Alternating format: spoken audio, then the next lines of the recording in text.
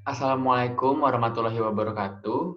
Kami dari kelompok 6 akan mempresentasikan tentang bab gerakan pemecah integrasi nasional. Yang akan kami presentasikan adalah Angkatan Perang Ratu Adil atau yang biasa disingkat dengan APRA. Sebelumnya kami akan memperkenalkan diri kami. Saya adalah Regan Albert Sagala. Saya Ahmad Rizkoullah. Saya Brian Setiawan. Saya Muhammad Darius Iza. Saya Prima Faso Alkaf.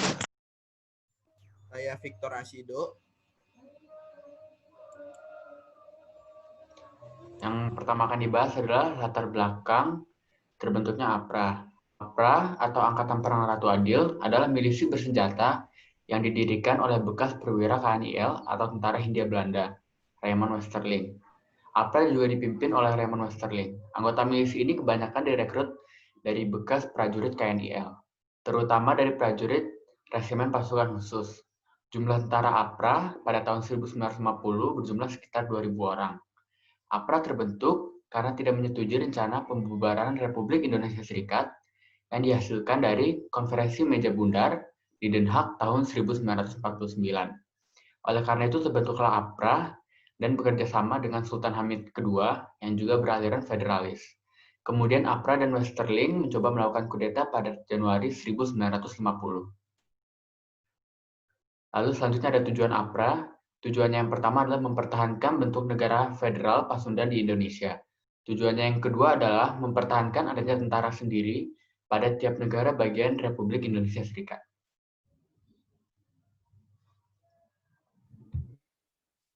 Berikut adalah kronologi peristiwa APRA. Pada tanggal 23 Januari 1950 di Kota Bandung, di bawah pimpinan mantan Kapten KNIL Raymond Westerling, kelompok milisi 800 tentara KNIL terdiri dari pelarian-pelarian pasukan payung, barisan pengawal Strooptroepen, dan polisi Belanda dengan dilindungi oleh kendaraan berlapis baja, mulai memasuki kota Bandung dan membunuh semua orang yang berseragam TNI yang mereka temui. Aksi gerombolan ini telah direncanakan beberapa bulan sebelumnya oleh Westerling dan bahkan telah diketahui oleh pimpinan tertinggi militer Belanda.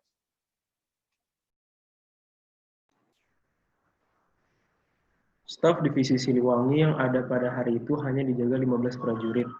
Diserang dengan tak terduga. Seorang perwira menengah Letkol Lembong tewas menjadi keganasan APRA. Dalam penyerbuan APRA ini, 79 anggota APRIS atau TNI gugur. Pemerintah RIS memperkuat pertahanan kota Bandung, mengirimkan bala bantuan polisi dari Jawa Tengah dan Jawa Timur, yang ketika itu sedang berada di Jakarta. Pada saat itu juga TNI mengkonsolidasi kekuatannya. Gerombolan APRA dapat dipaksa mengundurkan diri dari kota Bandung.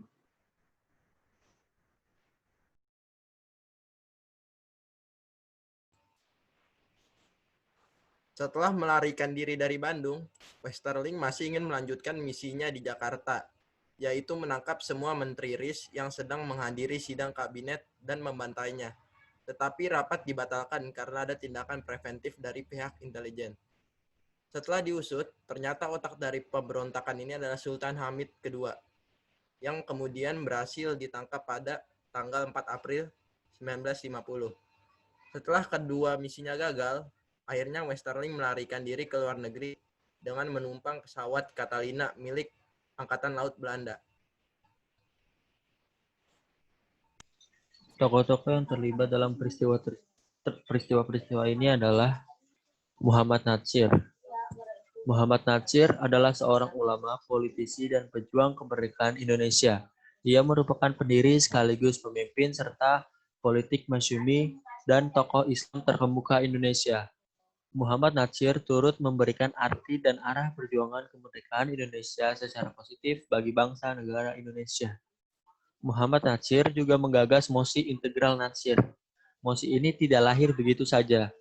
Terjadinya perdebatan di Parlemen sementara Republik Indonesia Serikat atau RIS adalah merupakan titik kulminasi aspirasi masyarakat Indonesia yang kecewa terhadap hasil konferensi Meja Bundar atau KMB yang berlangsung di Den Haag, Belanda, 23 Agustus sampai 2 November 1949. Lobby Natsir kepemimpinan fraksi di Parlemen sementara RIS dan pendekatannya ke daerah-daerah lalu ia formulasikan dalam dua kata, mosi integral dan disampaikan ke parlemen 3 April 1950. Mosi diterima baik oleh pemerintah dan Perdana Menteri Muhammad Hatta, menegaskan akan menggunakan mosi integral sebagai pedoman dalam memecahkan persoalan.